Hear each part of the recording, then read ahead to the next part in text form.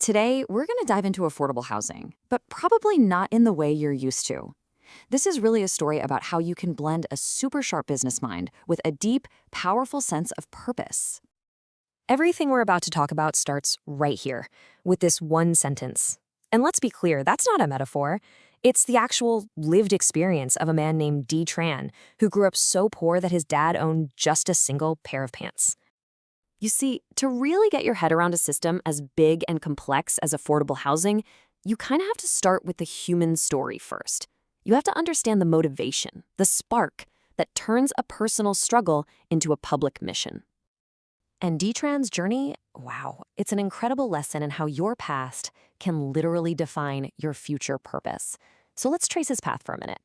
So from that mud hut in Vietnam, he's sent to live with Catholic nuns, where he picks up discipline and even starts learning business skills at the local market. He brings that hustle with him to America and becomes this super successful software engineer and entrepreneur. But then comes the turning point. One night, he finds a homeless family sheltering in one of his own investment properties. And this is the light bulb moment. It's the exact instant a simple business problem, trespassing, became a deeply human mission.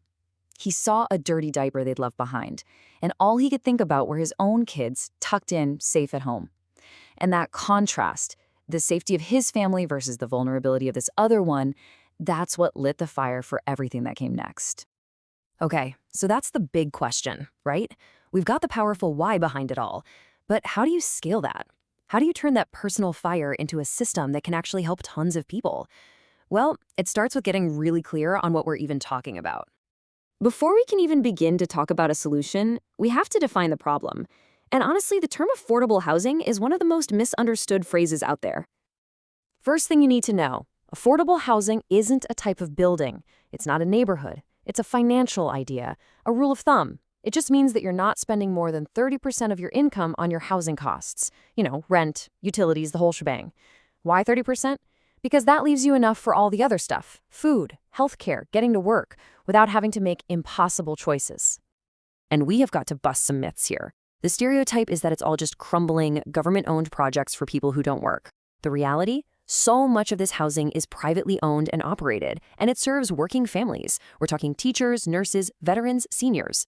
For a lot of them, it's not a permanent handout, it's a stepping stone, a way to get back on their feet. Now, the private market can't do this all by itself. The cost to build a place is just way higher than what many working families can afford to pay in rent. So that gap, that's where government assistance comes in. It's the backbone, really. Things like tax credits for developers or vouchers for tenants, they're the bridge that makes it financially possible for private companies to step in and create these communities. And this brings us right to the heart of it all. This idea that affordable housing doesn't have to be just a charity. It can actually be a smart, sustainable, and even profitable business. So how does the money work? Well, it's not just one thing. Think of it like a three-legged stool. Sure, rent from tenants is the biggest piece of the pie, but those government subsidies we just talked about? Absolutely crucial. And then selling properties can also be part of the mix. It's this blend that makes the whole model work. And the process for getting these places built is pretty logical. First, you figure out where the need is. Then you pull together the funding, a mix of private loans and those public tools. You build smart to keep costs down, but that last step, that's the key.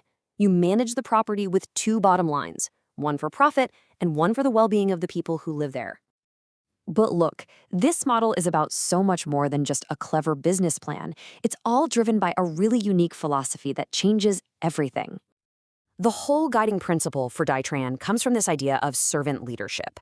It's inspired by the story of Jesus washing his disciples' feet, this idea that the highest form of leadership is to serve other people with humility. It totally reframes the whole relationship between a property owner and a resident. And this isn't just some nice idea hanging on an office wall. You see it in how the business is actually run. It means being totally transparent. It means treating every single resident with dignity. It means seeing yourself as a steward of the community's resources. And above all, it means putting people first, every single time.